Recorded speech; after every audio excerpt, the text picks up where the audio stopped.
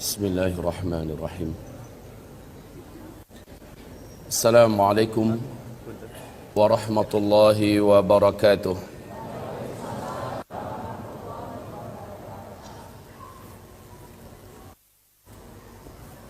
Alhamdulillahi rabbil alamin, wal aqibatu lil muttaqin, wala udwana illa 'alal zalimin. Ashhadu an la ilaha illallah wahdahu la syarika lah, wa ashhadu anna Muhammadan 'abduhu wa rasuluh la nabiyya ba'dah. Qala Allah subhanahu wa ta'ala fi muhkami tanzilih ba'da al-'iyadhi billah minasy syaithanir rajim. Ya ayyuhalladzina amanu taqullaha haqqa tuqatih wa la tamutunna illa wa antum muslimun. Wa qala ya ayyuhan nas ittaqu rabbakumul ladzi khalaqakum min nafsin wahidah wa khalaqa minha zawjaha wa batha minhuma rijalan katsira wa nisaa wattaqullaha alladzi tasaaluna bihi wal arham innallaha kana 'alaikum raqiba. Wa qala ya ayyuhalladzina amanu taqullaha wa qulu qawlan sadida yuslih lakum a'malakum wa yaghfir lakum dhunubakum wa man yuti'illah wa rasulahu faqad faza fawzan 'azima. Allahumma arhamna bil Qur'an. Wa sadaqallahul azim. Wa qala an-nabi sallallahu alaihi wasallam, ala inni qad ji'tukum biha bayda'a naqiyyah layluha kanahariha la yazighu anha ba'da dhalika illa halik. Amma ba'du, ibadallah, ma'asyiral muslimin wal muslimat, segala puji dan syukur hanyalah untuk Allah subhanahu wa ta'ala. Salawat dan salam kita untuk kekasih Allah Rasulullah Muhammad Sayyidul Anbiya wal Mursalin sallallahu alaihi wasallam. Di dalam hadis sahih Imam Muslim diceritakan oleh sahabat Rasul yang mulia Umar bin Al-Khattab radhiyallahu anhu, ketika kami sedang duduk-duduk mengitari Nabi Muhammad sallallahu alaihi wasallam, tiba-tiba saja seorang lelaki yang sangat rupawan, wajahnya sangat tampan, baju jubahnya putih bersih, rambutnya hitam ikal dan sangat lebat. Kami satu kota Madinah tidak kenal dengan laki-laki ini.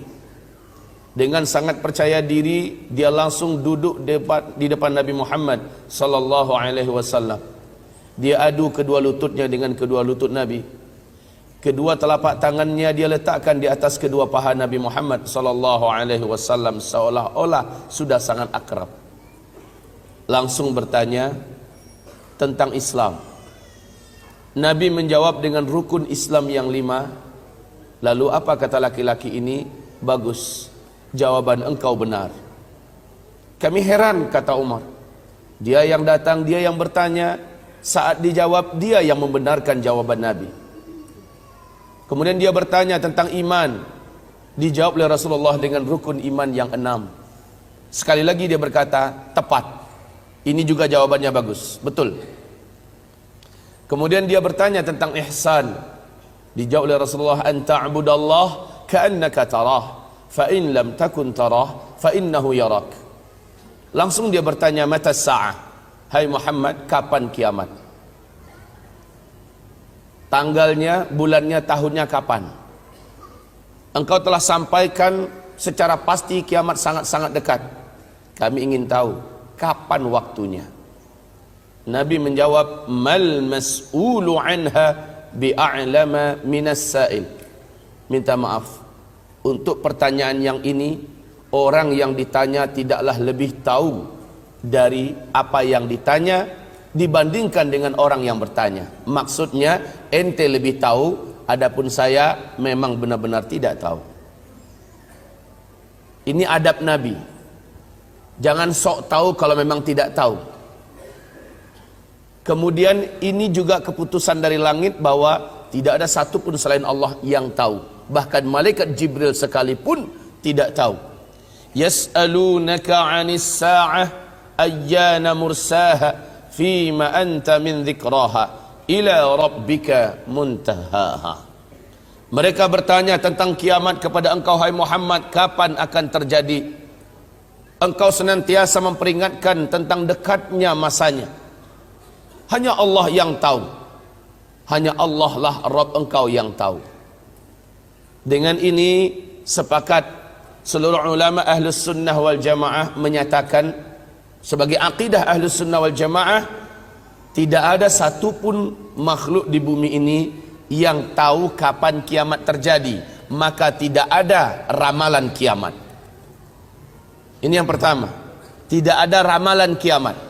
Kalau ada yang berani mengatakan kiamat terjadi pada tanggal anu, bulan anu, tahun anu, maka pastikan bahwa yang bersangkutan pendusta. Sehebat apapun dia, sekeramat apapun dia, hafiz Al-Quran dengan sempurna, seluruh hadis Nabi dalam kepalanya, seluruh kitab-kitab kuning, kitab-kitab gundul hafal oleh dia, tidak ketulungan, kalah Zakir Naik hebat oleh dia. Apabila dia berbicara sampai petir keluar dari mulutnya, jenggotnya dari sini sampai ke Jakarta panjangnya, anggaplah begitu. Lalu dia berani mengatakan kiamat terjadi pada tanggal anu, bulan anu, tahun anu, wajib kita mendustakan. Tidak ada ramalan kiamat. Ini dulu yang pertama. Kemudian laki-laki ini bertanya lagi kepada Nabi Muhammad, akhbirni an amaratiha, ceritakan kepada saya tanda-tanda kiamat itu apa? Tanda-tanda bahwa kiamat sudah sangat dekat terjadi apa? Maka Nabi berkata, nah kalau ini pertanyaan kamu, ini gue banget ini, saya bisa jawab. Antalidal amatu rabataha wa antaral hufatal uratal alah ri'a asyah yatatawaluna fil bunyan. Selepas Nabi menjawab, laki-laki ini berdiri langsung pergi. Dicolek Umar oleh Nabi. Umar, ente tahu itu orang siapa? Enggak ya Rasulullah.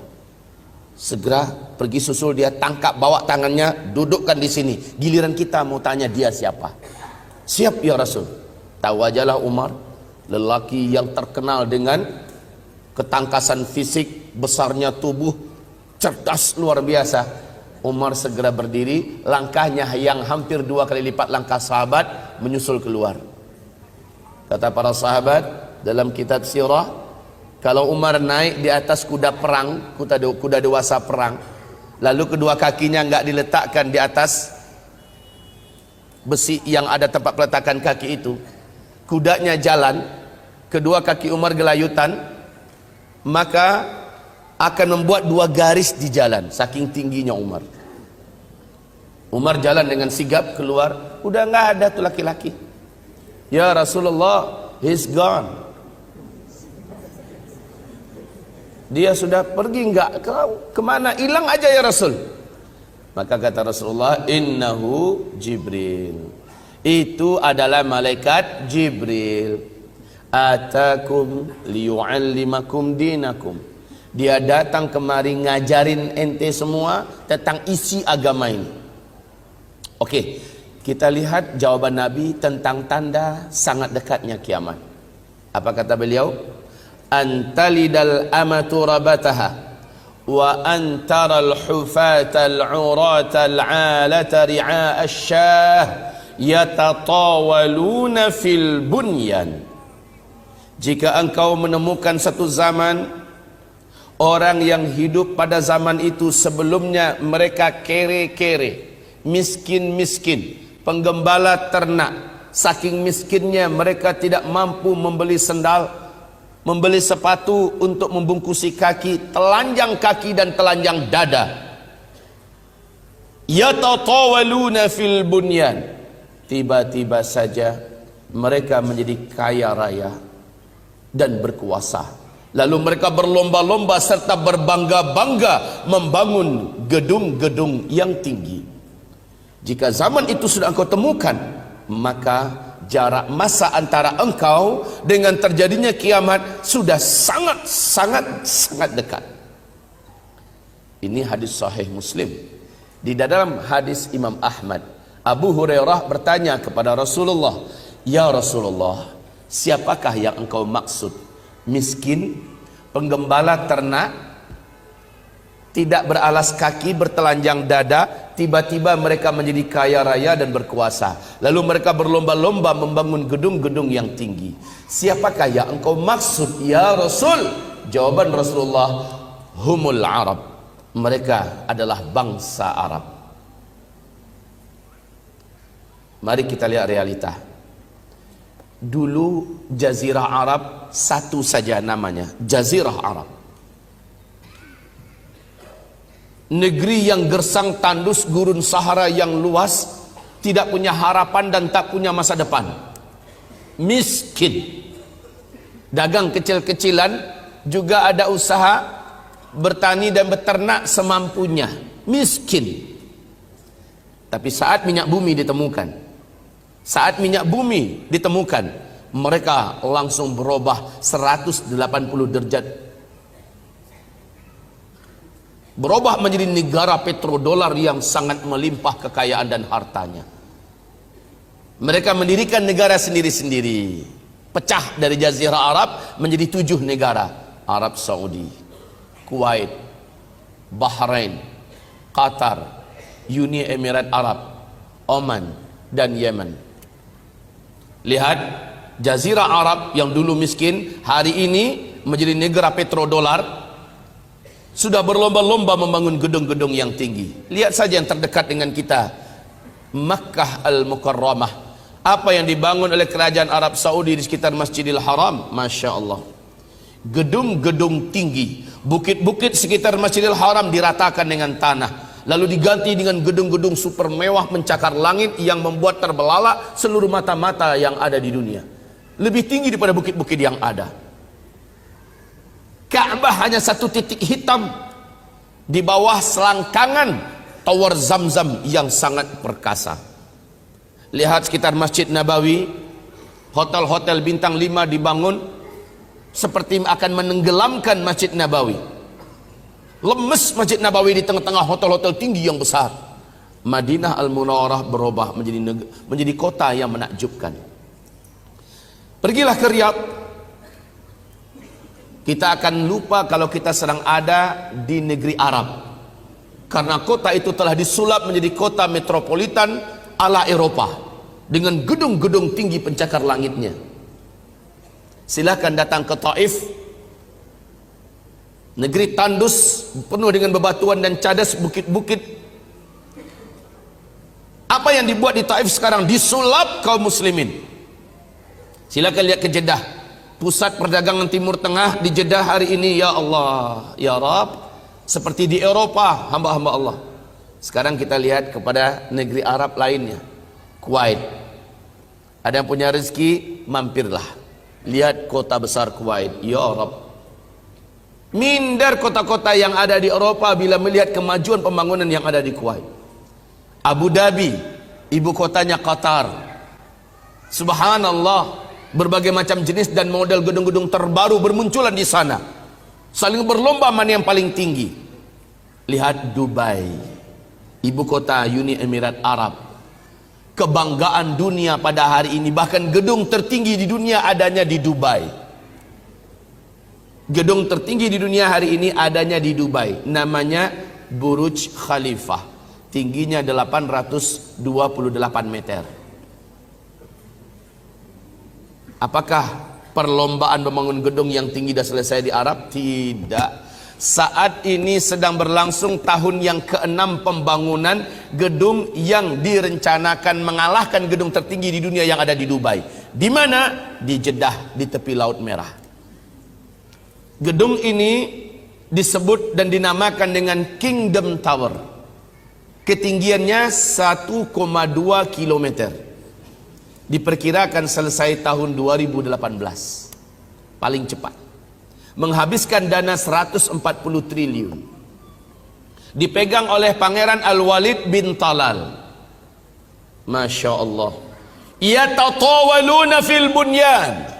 Mereka dulunya miskin, penggembala ternak, tidak beralas kaki, bertelanjang dada, tiba-tiba menjadi kaya raya dan berkuasa. Lalu mereka berlomba-lomba dan berbangga-bangga membangun gedung-gedung yang tinggi. Jika zaman itu sudah engkau temukan, kata Rasulullah, maka jarak masa antara engkau dengan terjadinya kiamat sudah sangat-sangat dekat.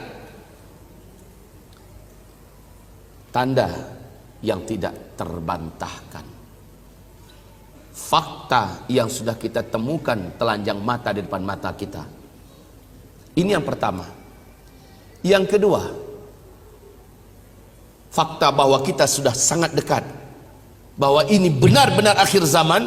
Yang kedua adalah hadis Imam Ahmad berikut ini, dinyatakan oleh Syekh Ahmad Syakir, hadis ini sahih. Walaupun Syekh Albani mengatakan hadis ini hasan, tetapi ulama-ulama ahli hadisnya memberatkan kepada kesahihan hadis ini. Tentang 5 fase sejarah yang pasti dijalani oleh umat Islam sejak Nabi diutus sampai umat Islam lenyap seluruhnya dari muka bumi ini. Habis-habisnya orang Islam. Rasul bersabda, takunun nubuwah fikum masyaallah an takun, thumma yarfa'uha Allah idza syaa yarfa'aha, ثم تكون خلافة على منهاج النبوة فتكون ما شاء الله أن تكون ثم يرفعها إذا شاء أن يرفعها ثم يكون ملكا عضا فتكون ما شاء الله أن تكون ثم يرفعها إذا شاء أن يرفعها ثم تكون ملكا جبريا فتكون ما شاء الله أن تكون ثم يرفعها إذا شاء أن يرفعها ثم تكون خلافة على منهاج النبوة ta'ummul arda. Di riwayat yang lain thumma sakat. Artinya umatku ini akan menjalani 5 fase sejarah. Awas, hati-hati, pegang ini hadis, lihat kondisi dan posisi kita di mana dalam 5 fase sejarah ini. Yang pertama, boleh saya mulai menulis? Mungkin bapak kami sebelah sini tidak dapat melihat apa-apa ya. Agak dimundurkan sedikit kali.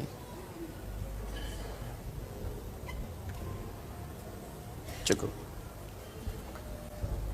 Yang pertama kata Rasulullah, umatku akan menjalani fase kenabian.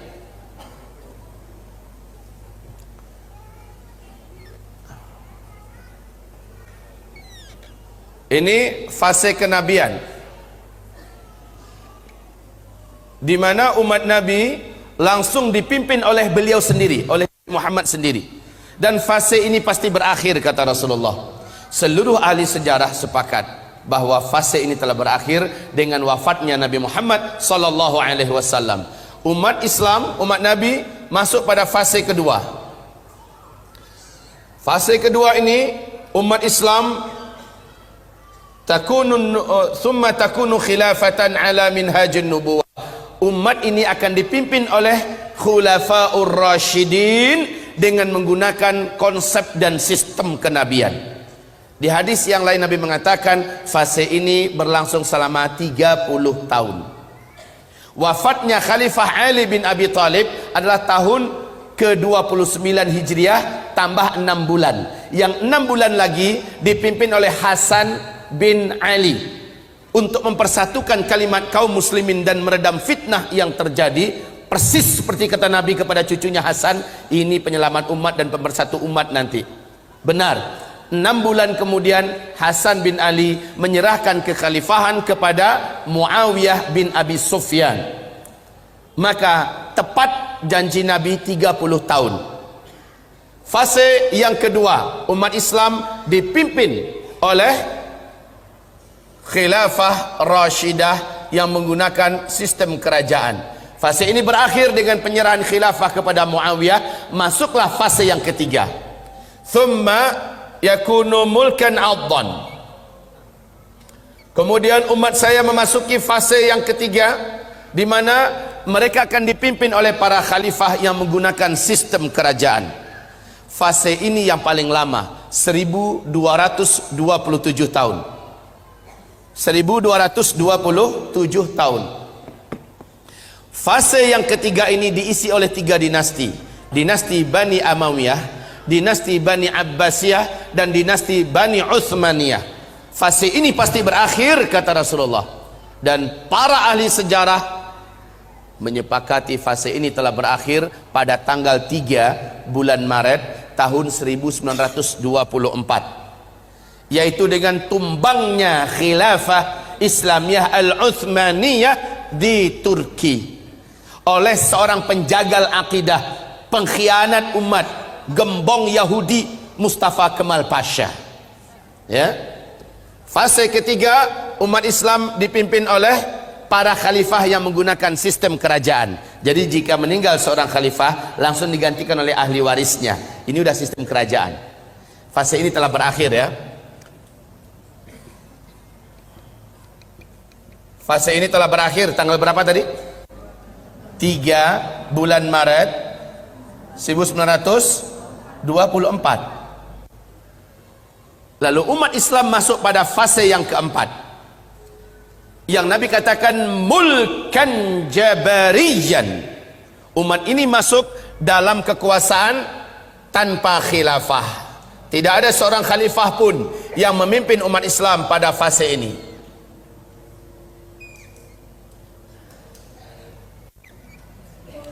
Tidak ada seorang khalifah pun yang memimpin umat Islam. Ini adalah fase kekosongan khilafah, yang diterjemahkan ke dalam bahasa Indonesia mulkan jabarian, yaitu fase kediktatoran. Awas kaum muslimin, tidak ada khilafah Islamiyah. Maka pernyataan ISIS yang mengumumkan khilafah Islamiyah, secara konsep hadis ini bukan masa khilafah. Yang kedua, secara fikih, seluruh ulama ahlus sunnah wal jamaah satu bumi ini, baik ulama ahlus thughur yang sedang ada di medan-medan jihad, atau ulama yang ada di atas mimbar, di atas kebenaran, di belakang-belakang meja, sepakat menolak khilafah ala ISIS. Ini bukan zaman khilafah, tapi ini adalah zaman kediktatoran. Kaum muslimin yang kami muliakan, pada zaman ini umat Nabi diuji dengan sedahsyat-dahsyatnya ujian. Pada zaman ini Islam menjadi pecundang. Pada zaman ini kaum muslimin menjadi korban dan mangsa. Pada zaman ini tidak ada harga dan wibawa bagi Islam, tidak ada izzah dan kemuliaan. Pada zaman ini iman betul-betul diuji. Pada zaman inilah, ibarat Allah yang kami muliakan, munculnya Dajjal. Ibarat Allah yang kami muliakan, ada orang yang hidup paginya masih dianggap oleh Allah beriman. Saking beratnya ujian pada fase keempat, sorenya menurut Allah dia sudah keluar dari iman. Sorenya dia masih beriman, besok paginya dia sudah keluar dari iman. Ba'u dinahum bi'aradin minad dunya. Saking tamaknya dengan dunia, saking inginnya menyelamatkan hidup dunia, dia rela menggadaikan agamanya. Fase yang keempat pasti berakhir, kata Rasulullah. Fase keempat ini ternyata tidak lama, nggak pakai ribuan tahun, nggak pakai ribuan tahun. Sebentar akan saya jelaskan. Fase ini pasti berakhir. Lalu umat ini akan masuk pada fase penutup. Umat ini masuk pada fase penutup, di mana Rasulullah mengatakan bisyarahnya bahwa kalian akan kembali memimpin seluruh dunia. Khilafah akan kembali tegak. Khilafah Islamiyah akan kembali tegak. Kaum muslimin, hamba-hamba Allah sekalian yang kami muliakan, janji Allah bahwa dunia akan kembali dipimpin oleh umat Islam ada dalam Al-Quran. Surat An-Nur ayat 55. Surat An-Nur ayat 55. Allah menjanjikan pada akhirnya umat Islam akan kembali memimpin dunia.